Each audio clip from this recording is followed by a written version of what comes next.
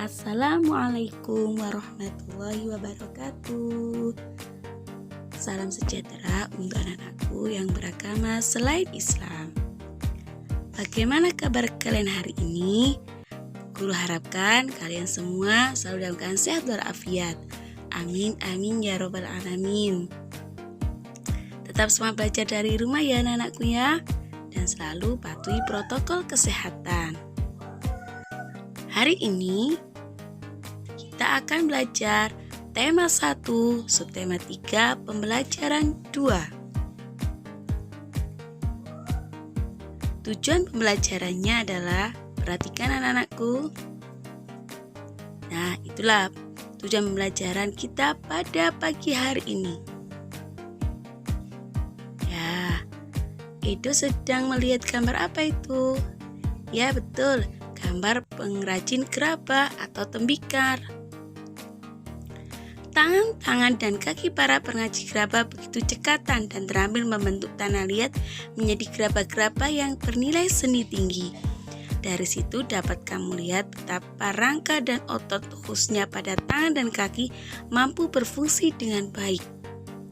Apa yang akan terjadi jika salah satu organ gerak tersebut tidak dapat berfungsi bagaimana mestinya?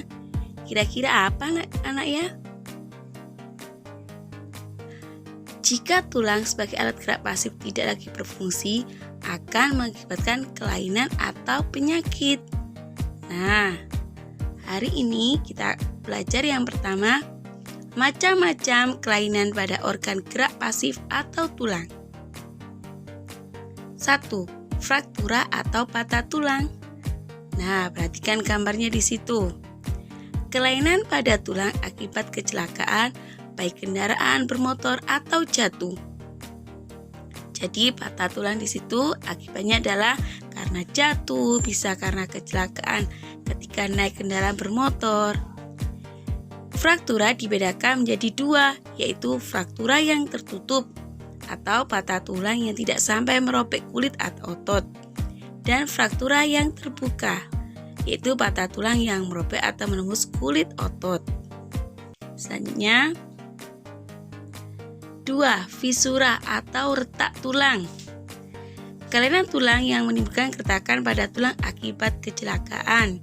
Kalau fisura hanya retak, tidak sampai patah anakku ya, beda dengan fraktura tadi. Selanjutnya yang ketiga, rakitis.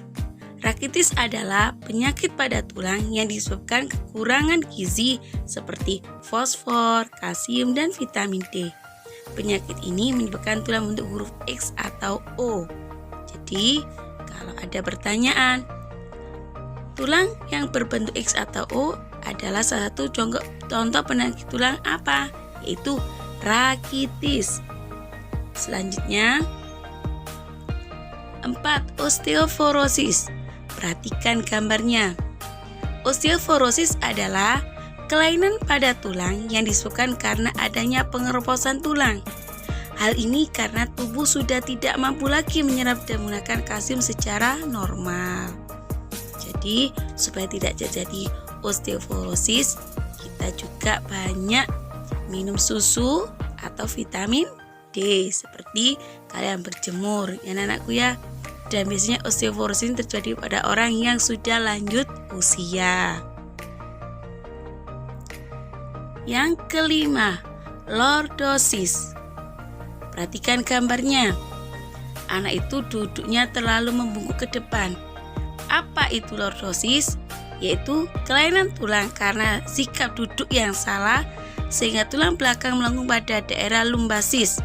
Hal ini akan mengakibatkan posisi kepala tertarik ke belakang sehingga dia menyebabkan seperti dadanya maju ke depan. Di lordosis paling ingat itu D-nya depan, membungkuknya ke depan. Selanjutnya yang keenam, kifosis.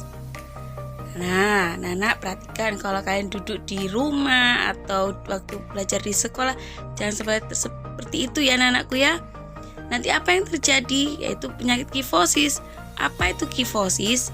Yaitu kelainan tulang karena sikap duduk membungkuk sehingga tulang belakang membengkok ke belakang.